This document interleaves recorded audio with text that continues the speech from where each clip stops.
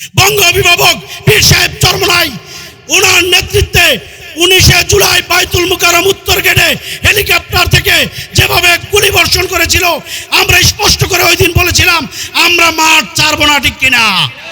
আমাদের নেতাকর্মীরা মাঠ ছাড়ে নাই, রক্ত দিয়েছি, জীবন দিয়েছি। তবে এই বাংলাদেশ এখন একটি সাম্যতা, মানবতা, মুক্তির একটি বাংলাদেশ গড়ার স্বপ্ন দেখেছি।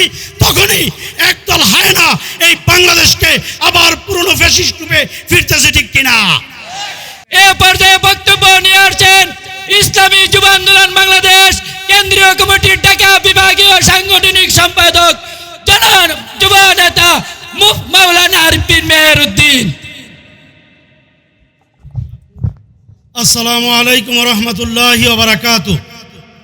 ইসলামী যুব আন্দোলন বাংলাদেশ নরসিংদী জেলা শাখা কর্তৃক আয়োজিত আজকের এই প্রতিষ্ঠা বার্ষিকীতে উপস্থিত আছেন ইসলামী আন্দোলন বাংলাদেশের সিনিয়র নায়েবে আমির, জুলাই বিপ্লবের অগ্রনায়ক, ইসলামী আন্দোলন বাংলাদেশের সিনিয়র নায়েবে আমির মুফতি সৈয়দ মোহাম্মদ ফয়জুল করিম শায়েখে চরমনাই। উপস্থিত আছেন ইসলামী যুব আন্দোলন বাংলাদেশের কেন্দ্রীয় সভাপতি যুবনেতা আতিকুর রহমান মুজাহিদ। উপস্থিত আছেন ইসলামী আন্দোলন বাংলাদেশের নেতৃবৃন্দ। উপস্থিত আছেন আগামীর বাংলাদেশ বিনির্মাণে যুবক বন্ধুগণ, সকলকে জানাই আন্তরিক মোবারকবাদ। সংগ্রামী উপস্থিতি, আপনারা জানেন এই নরসিংদী থেকেই জুলাই অভ্যুত্থানের সূচনা হয়েছিল, ঠিক কিনা? এই জুলাইয়ের অভ্যুত্থানের অগ্রনায়ক সর্বপ্রথমে স্মরণ করতেছি নরসিংদীর ইসলামী ছাত্র আন্দোলন নরসিংদী জেলা শাখার সদস্য প্রথম শহীদ তাহমিদকে, যার ফ্যাসিস্টদের বিদায়ের প্রথম গল্পে নরসিংদীতে বেঁচেছিল, ঠিক কিনা? আমরা দেখেছিলাম নরসিংদীর মানুষ 16 জুলাই, 17 জুলাই, 18 জুলাই, 19 জুলাই তারা বুক পেতে দিয়েছিল।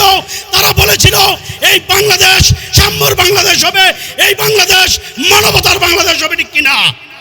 কিন্তু দুঃখ এবং পরিতাপের বিষয় আমরা দেখতে পেয়েছি যারা জুলাই অভ্যুত্থানে সবচেয়ে বেশি ভূমিকা পালন করেছে, ছাত্রদের ডাইনে থেকে সামনে থেকে ছাত্রদের অভিভাবকের দায়িত্ব পালন করেছেন বঙ্গ অভিভাবক পীর সাহেব চরমনাই। ওনার নেতৃত্বে 19 জুলাই বাইতুল মুকাররম উত্তর গেটে হেলিকপ্টার থেকে যেভাবে গুলি বর্ষণ করেছিল, আমরা স্পষ্ট করে ওই দিন বলেছিলাম আমরা মাঠ ছাড়বো না, ঠিক কিনা? আমাদের নেতাকর্মীরা মাঠ ছাড়ে নাই, রক্ত দিয়েছি, জীবন দিয়েছি।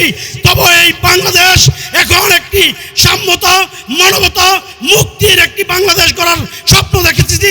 তখনই একদল হায়না এই বাংলাদেশকে আবার পুরনো ফ্যাসিস্ট রূপে ফিরতেছে, ঠিক কিনা? এই ফ্যাসিস্টদেরকে যদি কিছু বলা হয়, এই ফ্যাসিস্টদেরকে যদি চাঁদাবাজি বন্ধ করতে হয়, আল্লাহ রসুলের নামে যখন স্লোগান দেওয়া হয়, তখন এই নব্য ফ্যাসিস্টদেরকে আমরা দেখতে পাই তারা আমাদের কণ্ঠরোধ করতে চায়। কথাবার্তা পরিষ্কার, যদি যুদ্ধে নামি আমরা আওয়ামী লীগকে 17 বছর দেখেছিলাম, ঠিক কিনা? কিন্তু আপনারা যদি ফ্যাসিস্ট হন তাহলে আপনারা মনে রাখবেন 17 দিনও থাকতে পারবেন না। ইনশাআল্লাহ দেখা হবে রাজপথে, কথা হবে স্লোগানে।